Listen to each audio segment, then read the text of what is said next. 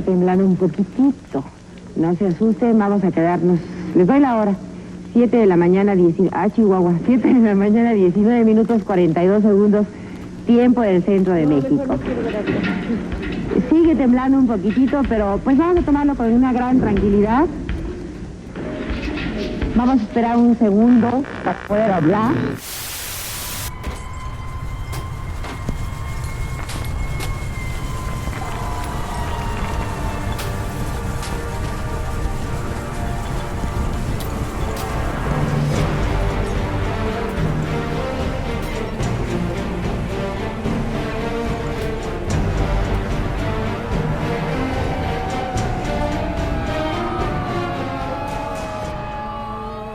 Empezamos a sentir ruido fuerte, así como que estaban tirando tierra o cosas así, de estas máquinas que levantan y tiran. Y después el movimiento que ya habíamos tenido temblores. Bueno, está temblando y ahorita se pasa, sí se pasa. No, pero este no se pasaba. Este lo sentíamos más fuerte, más intenso y con mayor duración. Pasó ese momento que se nos hizo eterno, donde Lourdes, yo lo recuerdo perfectamente, decía Chihuahua, estamos aquí a Chihuahua, cuando sintió que verdaderamente eso estaba fuerte. Salimos del aire. Y en ese momento, cuando yo voy llegando, va saliendo de las instalaciones Lourdes Guerrero, en paz descanse, y María Victoria Llamas. Te das de cuenta que les hubieran dejado caer un costal de harina, todos espantados. Entonces de repente llega un muchacho que llevaba los scripts, es decir, cada 20 minutos había que llevar un poco de script. Entonces lo llevaba y llega como si se hubiera le hubieran tirado un bulto de harina, llegó todo así, todo polveado. Oye, ¿qué pasó? Y nos dijo, se cayó Noticieros.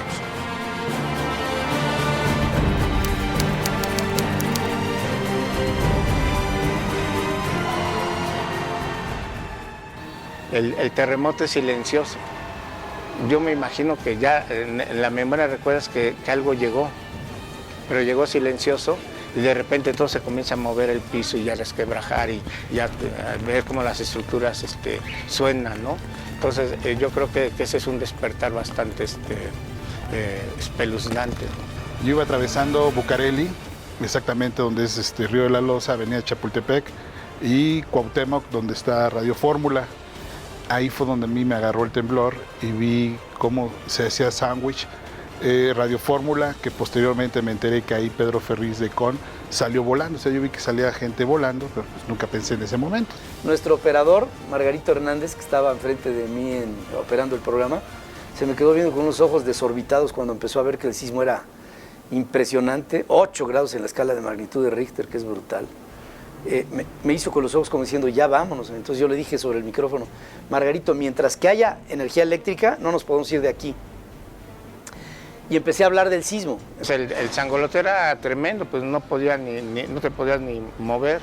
Entonces tenía un balcón de esas antiguas y me asomo y lo que pasa es una inmensa bola de polvo blanco, que no terminaba de pasar, era como si se hubiera oscurecido todo, pero era un balcón enorme.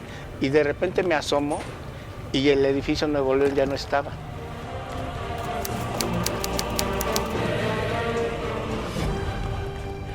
Empezaron a oírse como gritos y a estallar vidrios, los vidrios de los salones.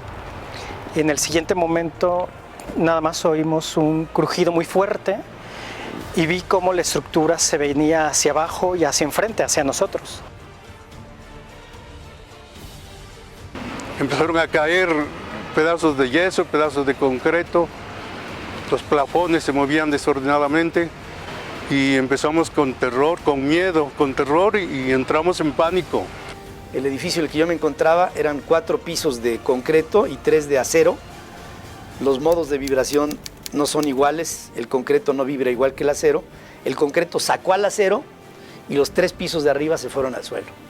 Y ahí me caí yo. Yo estaba en un 7º piso de 8 de la residencia médica y va cayendo el edificio y entonces se va viendo cómo pues se va venciendo yo creo cada piso, ¿no? Y siente uno morir, ¿no? En esos momentos es la verdad, ¿no? Siente que se está acabando el mundo, ¿no? Llego corriendo, le digo, cuidado, está temblando. Pum. Se rompió el edificio y se cayó.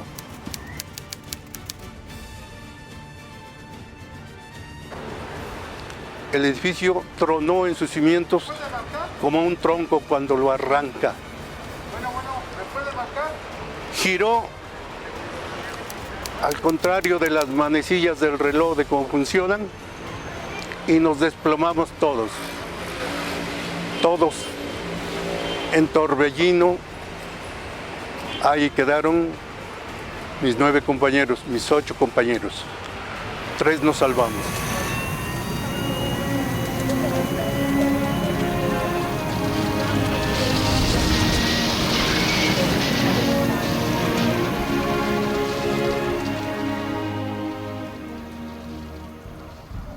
Yo me aproximé hacia la salida y logré ver que el 98% del personal de la XCW estaba sobre la calle de Ayuntamiento.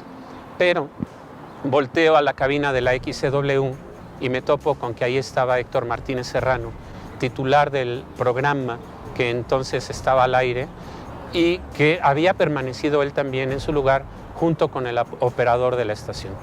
Y empezamos a transmitir los primeros testimonios de lo que había ocurrido. Es cuando entra una llamada telefónica desde un teléfono satelital adaptado a un vehículo de un periodista conocido por muchos y llamado Jacobo Zabludovsky. Tenemos en la línea al licenciado Jacobo Zabludovsky. Adelante, licenciado, lo escuchamos aquí en W. Estoy enfrente del Hotel Continental, estoy situado frente a la estatua de Cuauhtémoc. Se está elevando un helicóptero en este momento. Varios pisos del Hotel Continental se derrumbaron.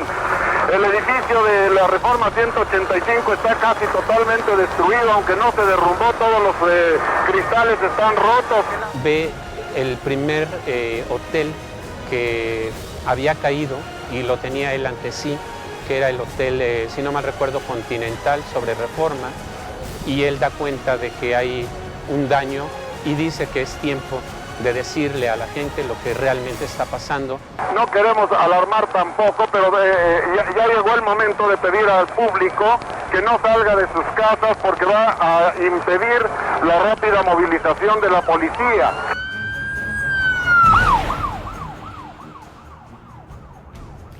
Pues yo por azares del destino estaba fuera de México, estaba en un viaje en Estocolmo.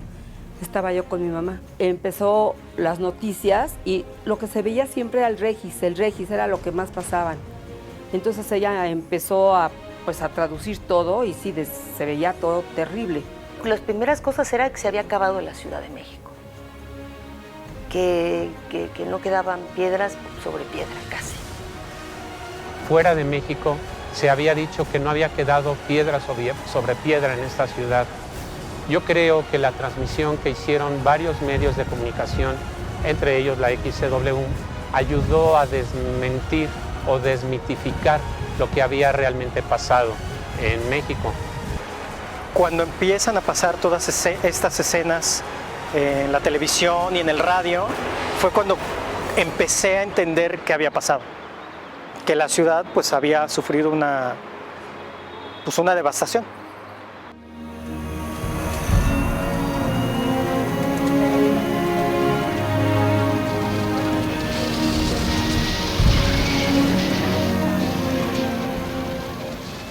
Tengo la tristeza de decir que estoy en presencia de uno de los más grandes desastres que he visto en la historia de la Ciudad de México desde que nací en ella. Me encuentro en la esquina de Avenida Juárez y San Juan de Letrán, abajo de la Torre Latinoamericana. Estoy mirando hacia el sur la Avenida San Juan de Letrán y es el aspecto de un desastre, como si hubiera caído una bomba. Y lo que llegas es ver impotencia, miles de desperdicios, fierro torcido, vidrios, y dentro de todo el polvo que estaba el Paseo de la Reforma solo, el polvo, va apareciendo un señor en pijama con un niño. Y me dice, ¿dónde estoy? En el Paseo de la Reforma. Dice, es que yo estaba debajo de la mesa con mi bebé. Volteamos a ver el edificio de noticieros, mira, así, como acordeón, colapsado totalmente. Entonces empiezas a pensar, oye, ¿cuántos compañeros se quedaron ahí? Salimos al eje central, la Superleche, vimos los grandes derrumbes que había, tomando las fotos. Venustiano Carranza, estacionamientos, lo que era Isabela Católica y Venustiano Carranza, el edificio derrumbado. Se empezaban a oír ruidos y se empezaban a caer, más gritos. Aquí el centro era el caos, ¿no? Entonces ya no se podía pasar de un lado ni de otro. Pero aún no entendíamos qué había pasado. Cuando quise tomar Lázaro Cárdenas, después de mucho tiempo, pues no se podía pasar. Era una nube lo que se veía por Lázaro Cárdenas. Ahora Lázaro Cárdenas. Lo que más me impactó, creo yo, fue haber visto el eje central Lázaro Cárdenas literalmente bombardeado, devastado. Y yo pasé cuando el Hotel Regis estaba en llamas, fui a la periódico La Jornada, saqué mi cámara, puse rollo y bueno, pues a buscar fotos. Creo que el primer lugar que retraté fue el Hotel Regis.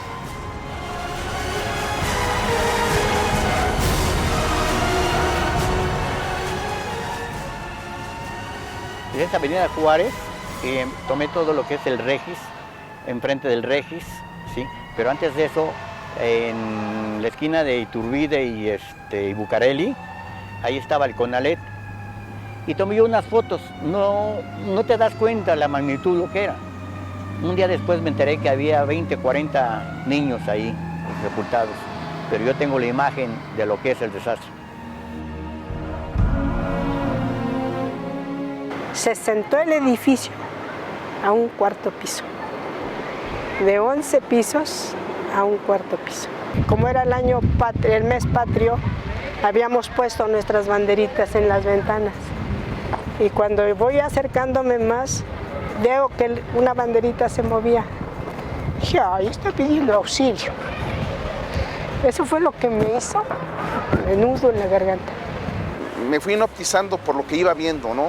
El colapso. Llegué frente al Caballito, di un giro completo. Los vidrios colapsados, Lotería Nacional, el periódico. Yo no creía, me pellizqué, yo pensaba que estaba viviendo un sueño. Me regresé y empezamos a trabajar con lo que teníamos. Esto fue tan intenso, ver tantos edificios destruidos, ver tanto dolor en los rostros sin sacarlo, ¿no? A mí me gusta siempre observar a la gente, me gusta ver si están contentos, si están tristes, y aquí era una cosa impresionante.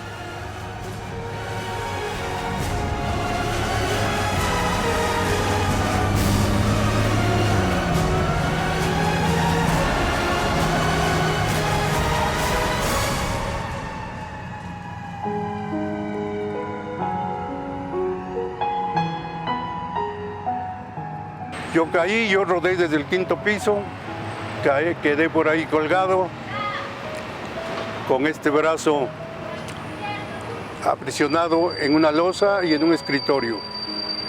La recuerdo como quien va cayendo en un túnel indescriptible. Iba yo derecho a morir. Simplemente todo estaba oscuro y que todo el mundo gritaba, pero que ya no entendía qué había pasado, ¿no? Y que cómo es posible que una estructura tan grande y de acero se fuera a ver como algo de papel. Sientes un golpe tremendo, no en tu cuerpo. El edificio se fracturó, se quebró, se rompió, no sé.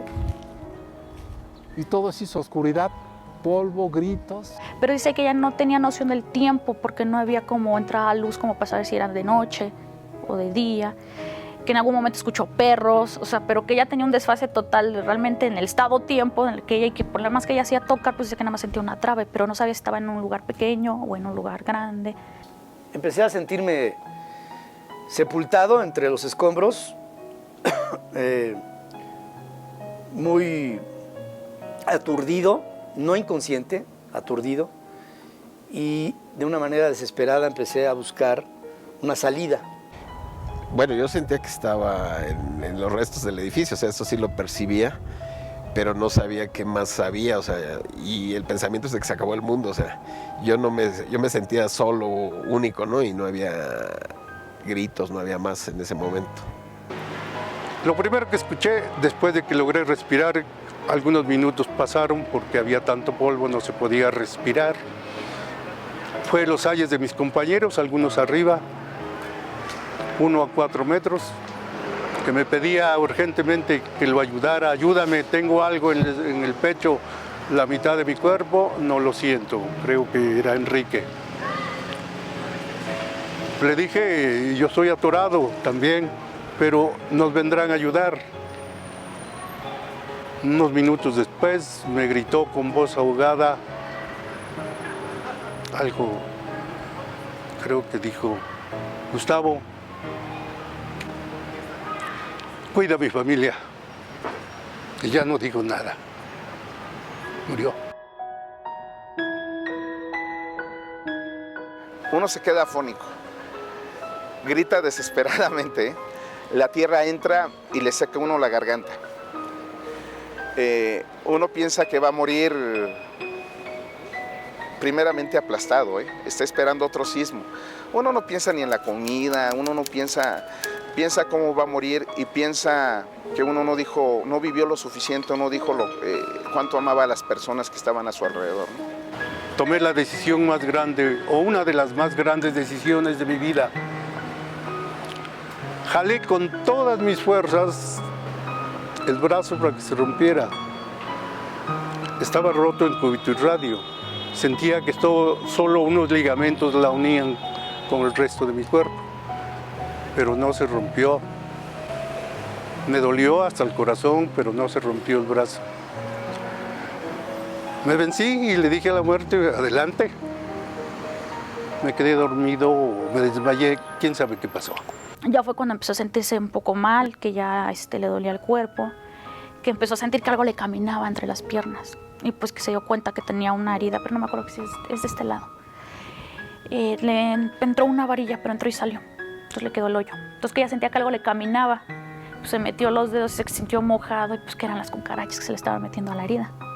Me va a tocar morir sepultado, abandonado y agonizante hasta morir. Ese fue mi pensamiento.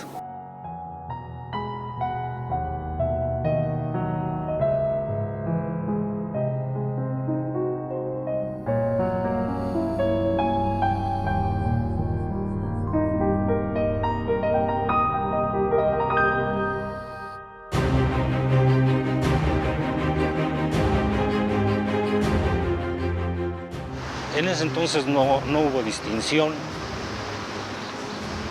hubo una hermandad entre todos, civiles, de los que medio sabíamos, los que sabíamos mucho, no sabían mucho. Todos nos unimos a trabajar, a tratar de encontrar a alguien con vida.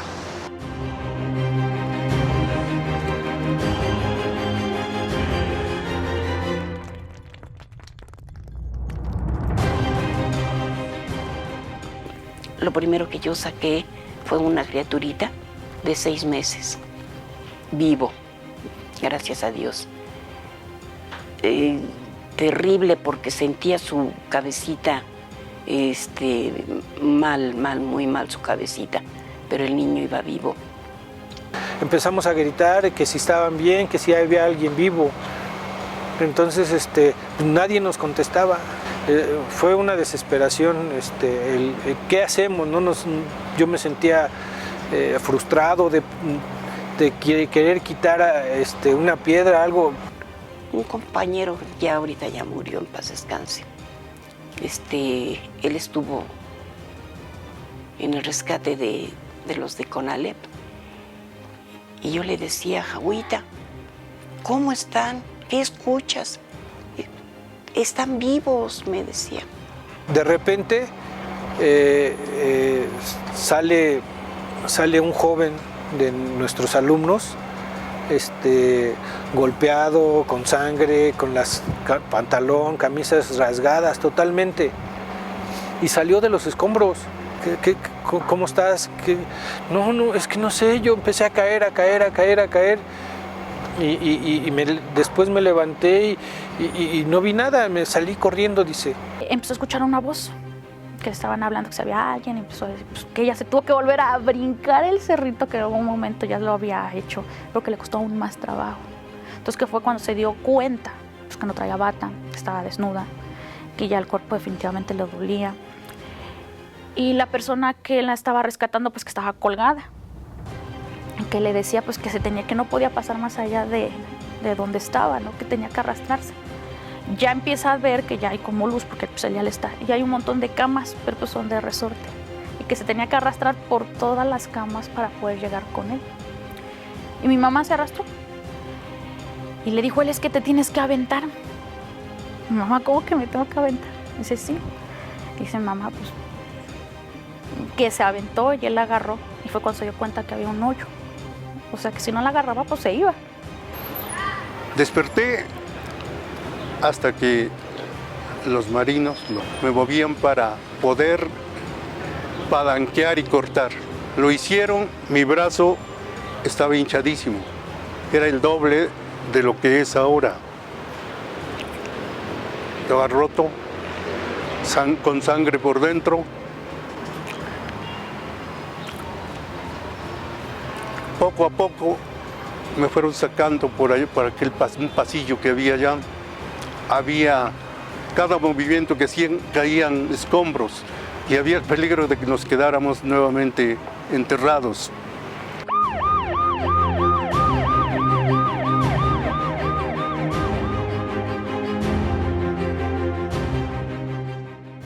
Los médicos todavía no creen que caminé después de que me sacaron de los escombros. Y lo único que sí te puedo decir es que sí caminé, decía yo, ya no tenía yo pulmón, entonces decía yo, estoy roto, no puedo caminar, hasta que ya llegaron, me acostaron y estuve acostado los siguientes 7 meses.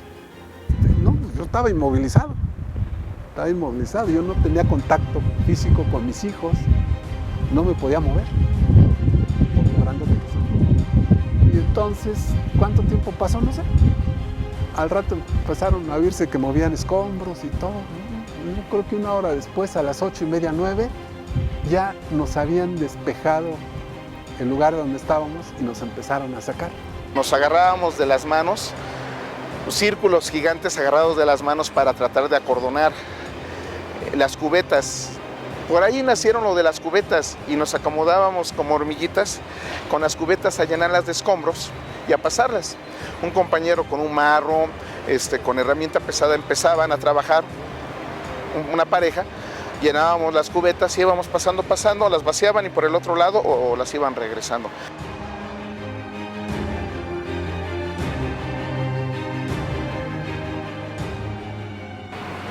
Un automovilista con un carro, apenas sí lo recuerdo, se paró y nos dijo, ¿qué se les ofrece?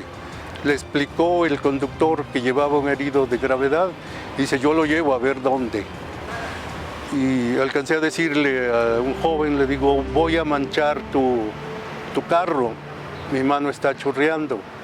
Lo habían movido y chorreaba sangre, ¿no? Eso no se olvida. Él me dijo, las manchas no importan, importa tu vida. A veces nos toman más en cuenta los que sobrevivimos, ¿no? Y yo creo que fue más duro a los que estuvieron afuera. Mis compañeros que hicieron el rescate, eso sí fue caótico. O sea, yo no sé si hubiera superado un rescate, ¿no?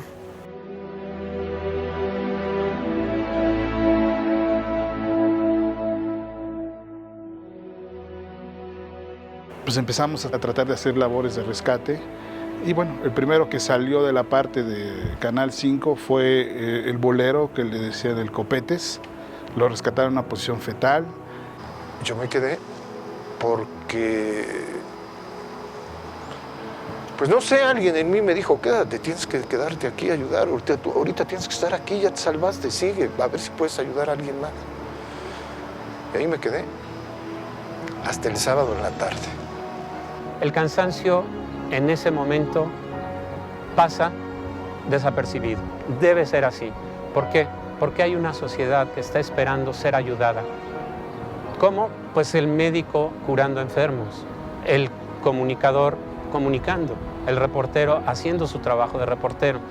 Nosotros sabíamos que teníamos una misión que cumplir y no había descanso posible más que lo elemental, lo esencial.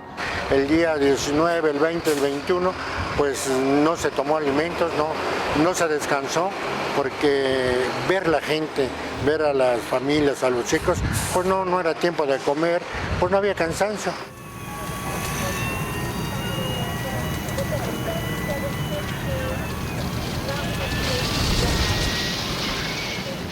Nos compaginamos para trabajar unidos y sin descanso.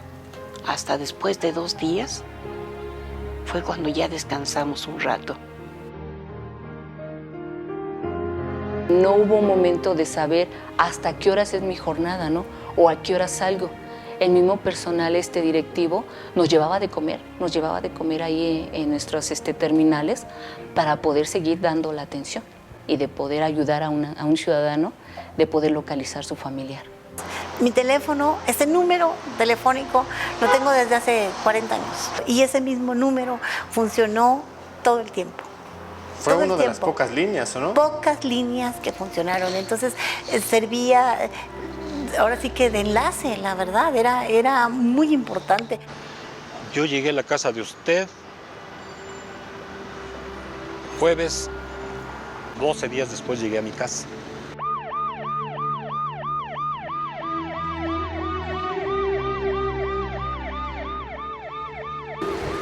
Momentos tan difíciles y el encuentro con la familia, pues lo más maravilloso que puede haber. Extraordinario. Ay, por favor.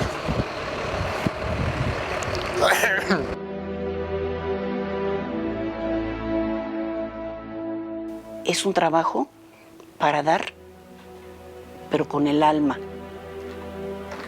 Hay que rascar. Si no tienes la herramienta, rasca con las uñas, pero no dejes que se pierda una vida. Creo que hubo muchos héroes sin nombre totalmente, y digo, yo estoy muy feliz con mi vida. Es algo que me pega porque digo, ¿cómo es posible, no? Que no puedas conocer a esa persona y darle las gracias, y no nada más por mí. Yo creo que el que le daría más gracias es al de mi mamá. O sea, por ella tengo una madre hasta ahorita, mis hermanos siguen. Yo creo que ni por mí, o sea, creo que sería a él. Y no nada más, o sea, gracias por mí, ¿no? Mucha gente, creo yo, que no está delante de una cámara, en que pudo ser rescatada. Digo, aquí la diferencia es que uno es un bebé recién nacido y eso es lo que hace el boom, ¿no? Pero no creo que solo yo. Hay mucha gente que vive hasta ahorita, que vive feliz o con problemas, pero al final del día está aquí. Y quisiera darle las gracias a muchísima gente.